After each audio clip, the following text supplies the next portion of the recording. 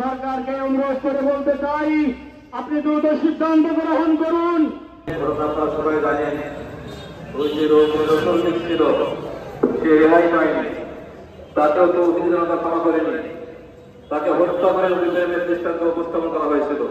ইনশাআল্লাহ আমরাও চাই এই নাস্তিক প্রকার, এই কট্টরপন্থী হিন্দু আমাদের